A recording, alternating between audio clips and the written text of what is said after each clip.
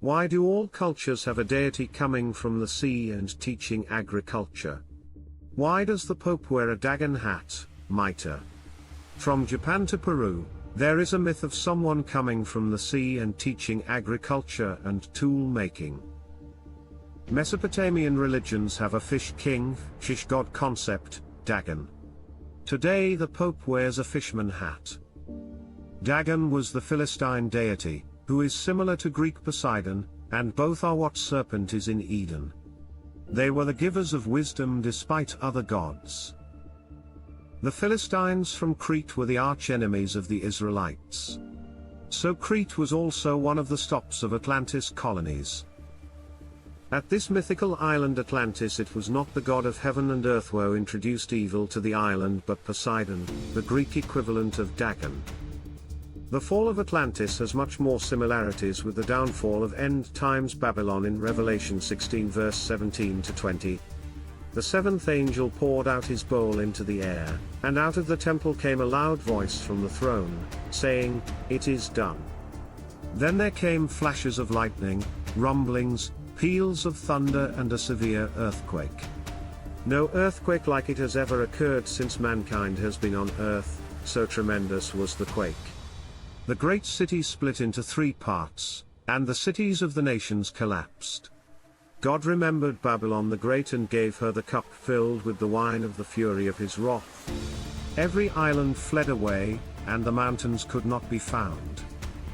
Every island fled away means Atlantis colonies spread all over the world. This story may seem to be lost, but exists in subconscious memory all over the world. Every land has a myth, someone coming from sea, much advanced than them, and teaches at least 2 things, agriculture and how to make tools, weapons, using iron. The fish gods are at the initial phase of every nation. All nations respect these fish gods. Today Pope wears the hat of Dagon, half-fish deity coming from the sea, demigods of Atlantis. 10 sons of Poseidon are the first kings of Atlantis. In today's New World Order, you hear that the world will be divided into 10 regions. These are the 10 kingdoms of Atlantis. In Acts 28, when Paul went to Malta, which is a migration point for Atlantic Semitics, he was bitten by a serpent. And when nothing happened, people thought Paul was a god. Also in this voyage, Paul was in a ship called Dioscurus, Acts 28, which are the pillars before Atlantis, the Roman pillars of Hercules and named Castor and Pollux. Story is very esoteric and deep. It is said that the anti-Atlantis civilization is going to land on Atlantis, and Poseidon is sending snakes, but it cannot do anything to a real divine person like Paul. This snake figure comes from the Laocoon of Troy, where he was also bitten by snakes sent by Poseidon. He was trying to protect Troy. In summary, Dagon Poseidon is the god or gods in long-distance Tarshish, where Jews were aware, even some of them from there.